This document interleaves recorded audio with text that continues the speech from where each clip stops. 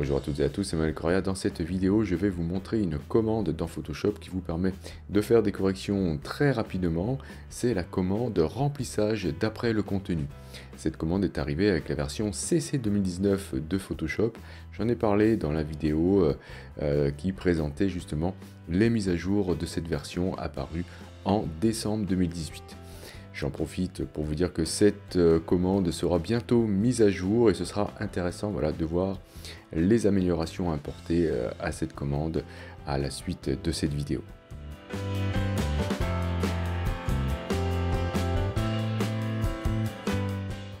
Alors cette commande, vous allez la trouver dans le menu édition et ici, remplissage d'après le contenu. Elle est grisée lorsque vous n'avez pas de sélection ou lorsque vous avez réalisé une sélection sur une zone vide sans pixels. Donc cette commande va me permettre de remplacer une sélection par le contenu qui se trouve autour de cette sélection, ce qui permettra de réaliser des corrections d'image. Par exemple, si je souhaite supprimer cet avion, je peux utiliser cette commande et cela va aller très vite. J'ai besoin au préalable de faire une sélection, donc je peux prendre l'outil lasso ici, ok, raccourci L, je fais une sélection autour de l'avion sans être très précis, sans trop le coller, mais sans être non plus trop loin.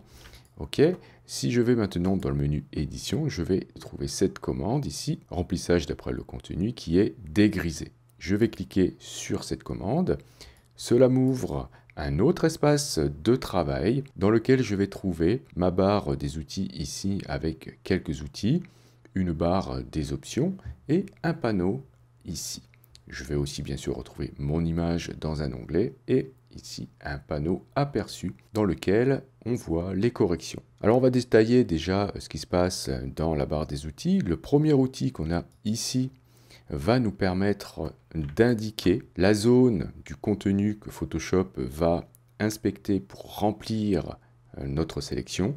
On voit que par défaut ici on a une zone qui est plus ou moins étalée par rapport à notre sélection de base. Ok, vous pourrez ajouter en cliquant sur plus de la zone échantillonnée.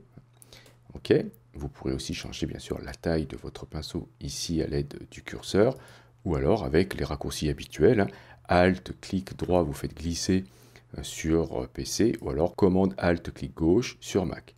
Donc ici par exemple si je souhaite ne pas prendre en compte les bâtiments, je vais peindre avec le paramètre soustraire ici et je vais soustraire les bâtiments. Ici vous voyez que au niveau de l'aperçu on avait déjà quelque chose de correct puisque les bâtiments même s'ils avaient été sélectionnés n'ont pas été pris en compte. Ok, en dessous vous allez trouver les outils lasso normal et lasso polygonal, ce qui vous permettra de parfaire votre sélection. Si vous avez oublié un bout, vous pourrez l'ajouter avec le paramètre ici ajoute sélection.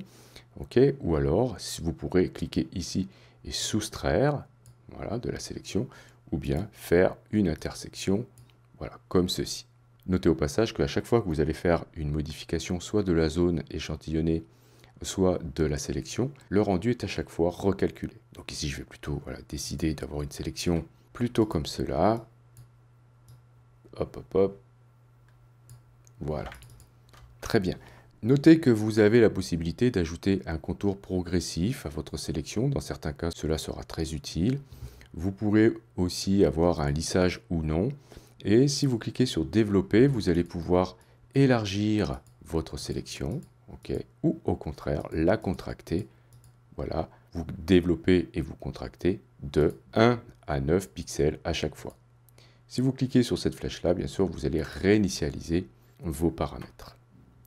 En dessous, bien sûr, on va trouver la main et le zoom, mais je vous conseille plutôt d'utiliser les raccourcis habituels, espace pour avoir la main, Alt, molette pour avoir le zoom, ou alors espace contrôle-clic pour zoomer, espace commande sur Mac, et espace Alt-clic pour dézoomer. Vous pourrez aussi utiliser ici le petit curseur pour zoomer ou dézoomer dans le panneau aperçu, mais les raccourcis sont aussi valables là aussi. Bien, alors, dans ce panneau de remplissage d'après le contenu, ici à droite, nous avons la possibilité d'afficher ou non la zone échantillonnée. Ok. Vous pourrez changer la couleur de celle-ci en cliquant sur le carré. Donc vous avez le sélecteur de couleurs qui s'ouvre, vous pourrez changer la couleur, ce qui vous permettra de l'adapter à votre image afin de pouvoir bien le distinguer.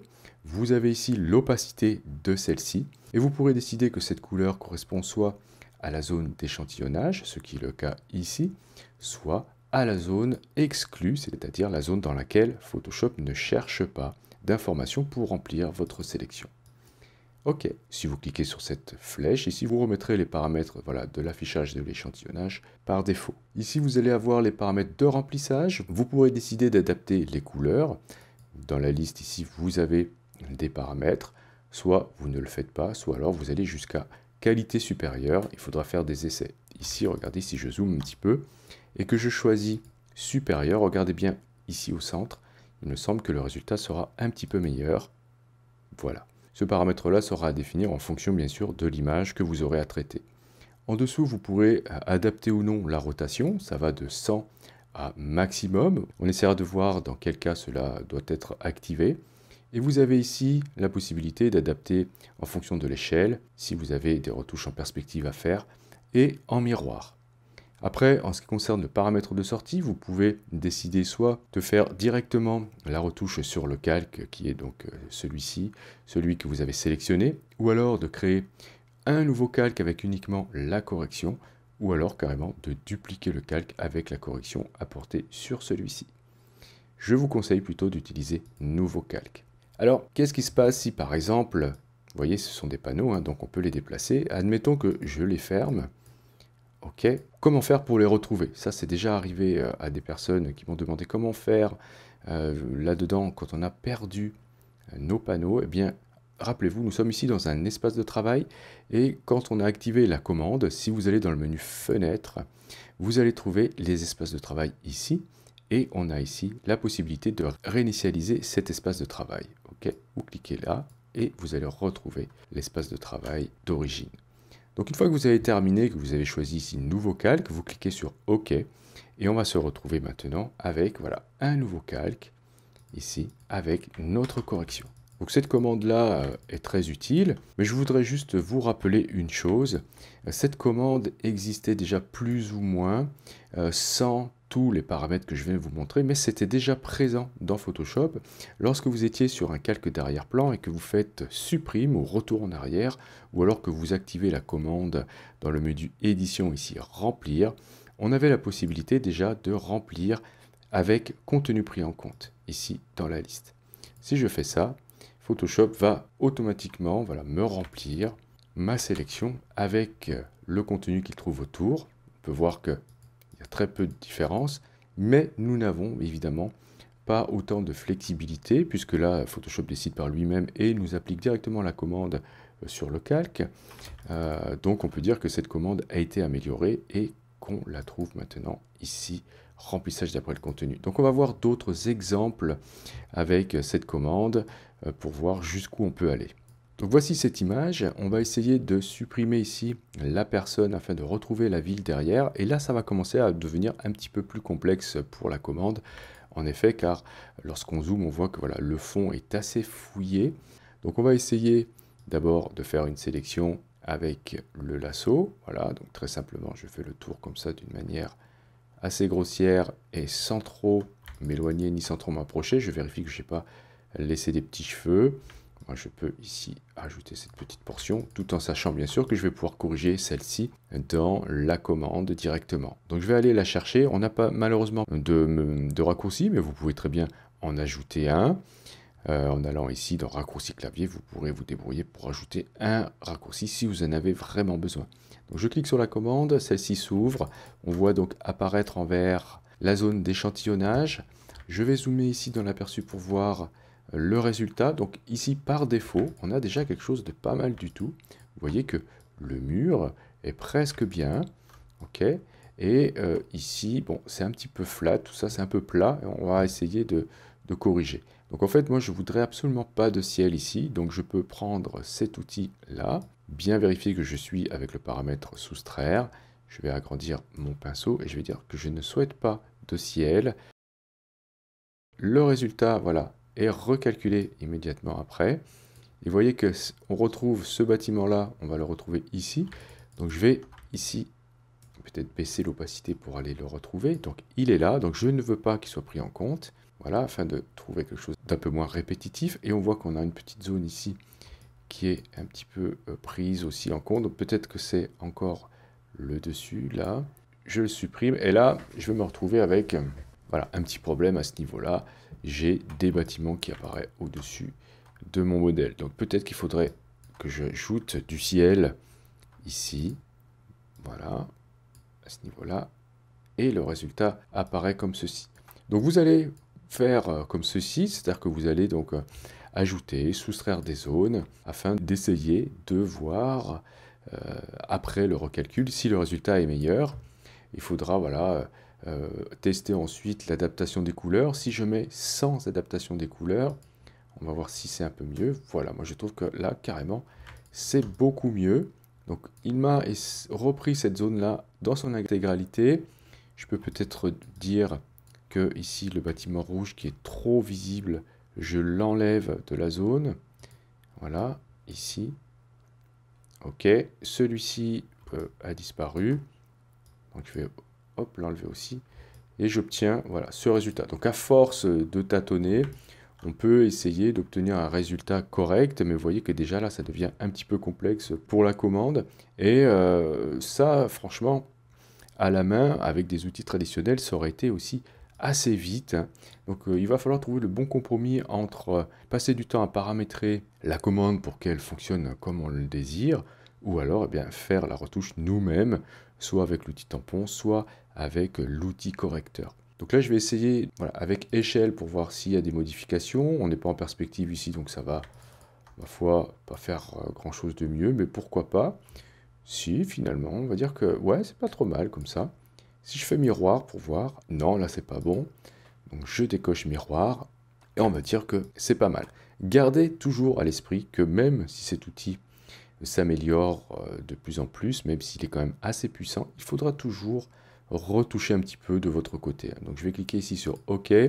On va retourner dans l'image, je peux désélectionner, et puis je peux ensuite ajouter un calque vide par-dessus, utiliser l'outil tampon, vérifier que j'ai ici au niveau du paramètre échantillonnage actif et inférieur qui est coché, et je vais pouvoir peut-être corriger les zones qui se répètent. Vous voyez ici cette zone-là, elle revient fréquemment, donc je vais pouvoir, peut-être en baissant la dureté ici, parce que c'est flou, voilà, corriger un peu ici.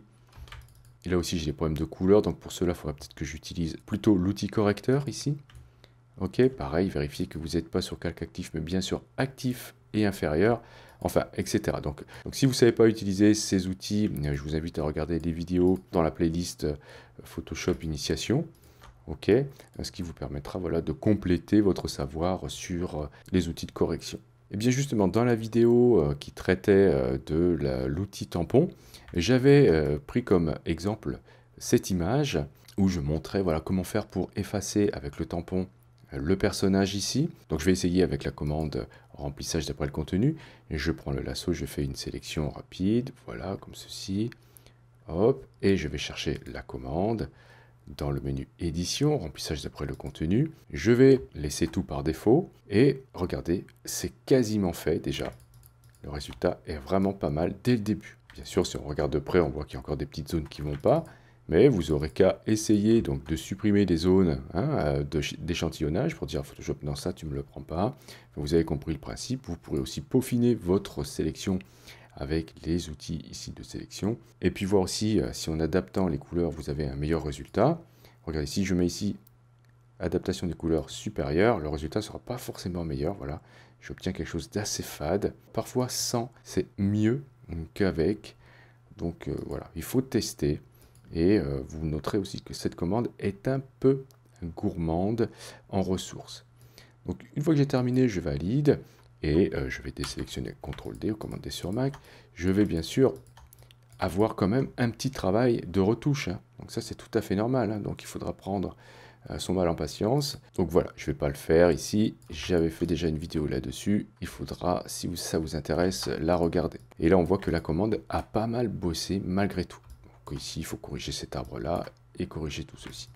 Bref, je vais fermer cette image, ouvrir une image pour vous montrer le paramètre rotation. Donc voilà cette image. J'aimerais supprimer la flèche ici. Et vous voyez, ici, on a des problèmes. C'est qu'on a face à nous des cercles Si je prends l'outil tampon, je vais devoir soit aller chercher le panneau source de duplication et faire des rotations de ma duplication pour adapter voilà, à la rotation ma retouche, ou alors je vais essayer avec la commande remplissage d'après le contenu pour voir si cela fonctionne avec le paramètre rotation. Donc là je fais une sélection de la flèche, je vais aller chercher la commande ici, ok, et on va voir que hop, par défaut, sans rien toucher, on a, vous voyez, hop, ici ça monte un peu, là c'est pas super nickel, et bien parce que ça tourne là, donc il va falloir lui indiquer, avec le paramètre ici d'adaptation de la rotation, et bien que ça tourne. Si je mets maximum, on va voir ce que ça va faire, ça calcule un petit peu, voilà. Il a pris en compte la rotation et c'est plutôt pas mal. Donc en revanche, j'ai les chiffres qui sont disparus, c'est normal, hein, puisque ici ils sont inclus dans la sélection. Si je supprime voilà, la zone du 7 ici de ma zone de sélection, ça va recalculer. Peut-être que le 7 va apparaître un peu mieux, ouais, sauf que là, j'ai d'autres problèmes. Donc je vais peut-être aussi supprimer ici au niveau du 6, sans trop m'approcher de la flèche. Voilà, donc là c'est un petit peu mieux. Je peux peut-être aussi baisser l'adaptation de la rotation, je ne suis pas obligé d'être au maximum, je vais être juste en élevé pour voir. Ok, non, c'était mieux en maxi, je me remets en maxi. Et je vais essayer ici de ne pas mettre d'adaptation de la couleur, donc je choisis 100 dans adaptation des couleurs. Voilà, et là je trouve que le résultat est un petit peu meilleur. Il y aura quand même de la retouche à faire à ce niveau-là, mais vous voyez que c'est pas grand-chose.